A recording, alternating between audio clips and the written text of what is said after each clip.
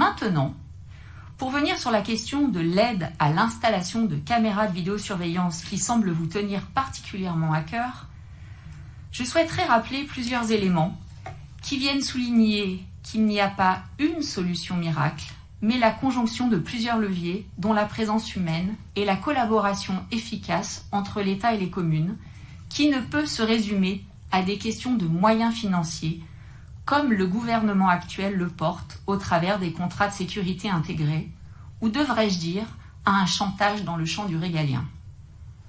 Effectivement, la ville de Grenoble ne rejette pas l'utilisation de caméras de vidéosurveillance. Elle la déploie avec ses partenaires là où elle est utile. Vous le dites, et nous en convenons, les caméras sont utiles dans un certain nombre de cas. Dans le réseau des transports en commun, pour réaliser de la vidéoverbalisation à distance sur des points clés de la voirie, devant les bâtiments publics ou encore dans certains espaces clos. Concernant l'espace public, l'utilité des caméras est bien moins démontrée.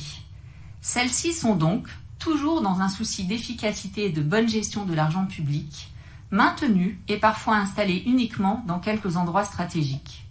Ce sont aujourd'hui près de 118 caméras qui sont ainsi déployées dans l'espace public à Grenoble. Ce chiffre a vocation à rester stable. Notre accord avec votre propos s'arrête là. Vous nous dites, sans preuve à l'appui, que la vidéosurveillance permet de lutter contre les violences aux personnes. Or, l'effet préventif de la vidéosurveillance n'est aujourd'hui ni prouvé ni démontré. Et ce n'est pas moi qui l'affirme, c'est le rapport de la Cour des comptes en 2020 sur les polices municipales. Je vous en cite d'ailleurs un extrait. Au vu des constats locaux résultant de l'analyse de l'échantillon de la présente enquête, aucune corrélation globale n'a été relevée entre l'existence de dispositifs de vidéoprotection et le niveau de la délinquance commise sur la voie publique, ou encore les taux d'élucidation. Pourtant, et ce depuis le début des années 2000, l'État participe largement à financer l'installation de caméras de vidéosurveillance. Cela avec le concours des départements et des régions, notamment la région Auvergne-Rhône-Alpes, alors même que la sécurité n'entre pas dans leurs compétences, ce qui concourt pour les citoyens à avoir des difficultés à appréhender les responsabilités de chaque niveau territorial. Vous nous demandez, Madame Chalas, de voter un vœu demandant le maintien du budget de l'État pour l'aide à l'installation de ces dispositifs dans les communes. Il y a pourtant toutes les raisons de s'interroger sur la pertinence d'un tel investissement.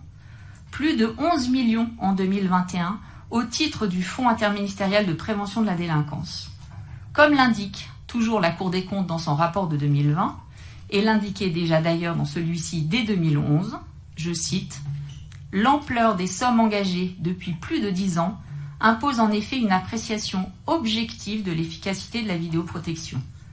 Le fait que le sujet soit sensible justifie d'autant plus un traitement scientifique transparent fondé sur des données statistiques partagées. » Au-delà des discours démagogues et des affirmations péremptoires, il semble que rien ne justifie un tel investissement. Je vous rappelle d'ailleurs que le coût pour les communes reste important. L'installation d'une caméra coûte entre 2 000 et 5 000 euros, et ce, sans mentionner les coûts de maintenance. Nous préférons déployer notre politique de tranquillité publique autrement, avec à chaque fois une politique équilibrée appuyée sur 3 piliers, la prévention, la répression et la solidarité. La prévention passe par la présence et le dialogue sur le terrain. Ce sont par exemple les 14 correspondants de nuit à la Ville-Neuve et au village olympique, dispositif déjà ancien et renforcé dans le mandat précédent.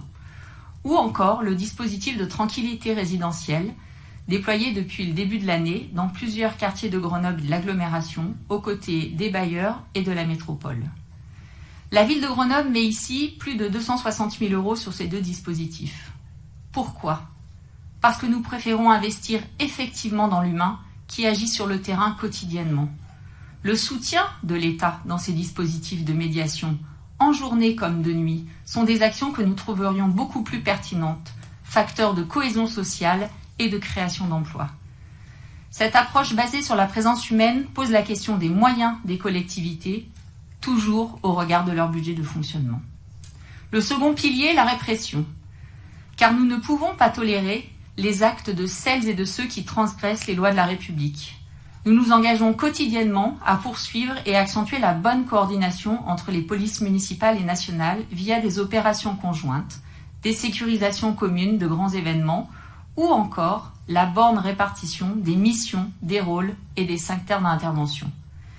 C'est aussi le cas lorsque nous demandons et obtenons des moyens de police supplémentaires, notamment la police nationale, pour revenir aux effectifs de 2002. Avec une police municipale centrée sur son cœur de métier, la présence de terrain est la seule qui permet d'apaiser l'espace public, de limiter les nuisances et de garantir la tranquillité de toutes et tous. Mais agir efficacement, pour cela, il faut comprendre et adapter les actions, les moyens et la collaboration entre les forces de l'ordre. Or, aujourd'hui, nous ne disposons que peu de chiffres et de statistiques concernant la délinquance observée sur la ville.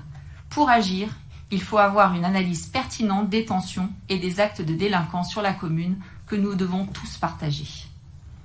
Enfin, c'est la présence des services publics, des associations, d'emplois et d'espaces publics occupés positivement, bref, la solidarité, qui permet de limiter le sentiment d'insécurité.